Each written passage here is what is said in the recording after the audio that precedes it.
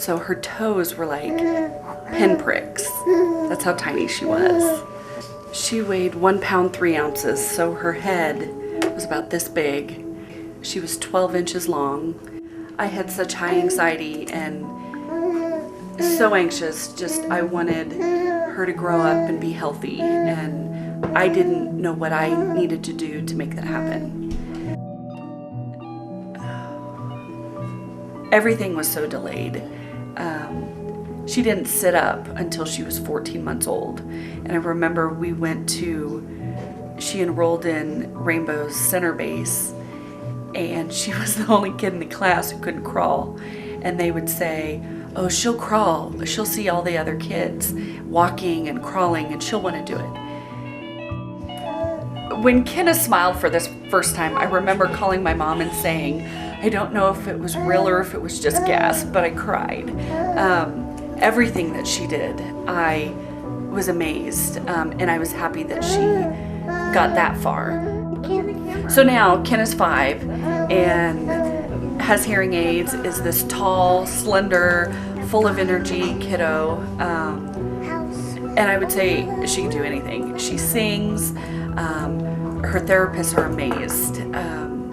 amazed with her speech. In fact, they're like, well, I guess we can set new goals for her, but all the goals that they have set, she's met. He was in the nursing home a year ago, and they were good to him and everything, but he was so unhappy. And because with Alzheimer's, they need security. They like everything to be the same. I don't hardly dare move a pillow in the house, or he's uncomfortable with it. They like to have continuity and routine, and he sure has it around here. The whole house revolves around him. We're trying desperately to do everything we can to keep him at home. And he's just a doll. He's always in good humor. He's always pleasant. Well, almost always. It's really important as a caregiver to be able to get out now and then. And so when anybody like that comes over and takes care of him, they don't do anything usually. They just sit and supervise him. But that's great, because I wouldn't want to leave him here alone. It takes a lot of help to take care of someone like this. But I feel like he's a lot happier than he would be in the nursing home because of his family and everybody here.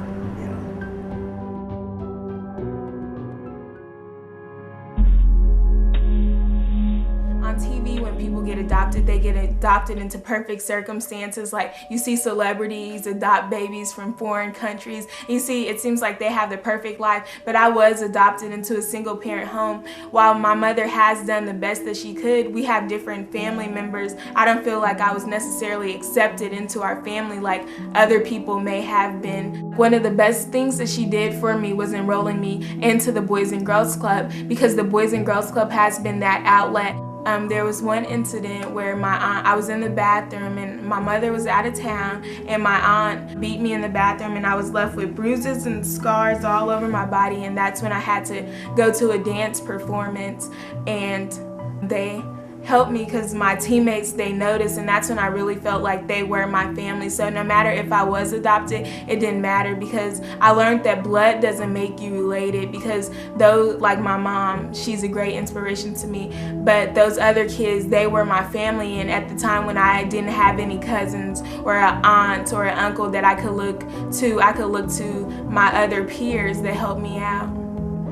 Without the programs that I've been involved in, I don't think that I would be the leader that I am today. And I don't think that I would be so positive. I would probably be another statistic. I would probably be another person that let obstacles define me for a negative way. But instead, I'm college bound, and I feel like I'm very positive and optimistic, because I know that there are greater things in store for my future.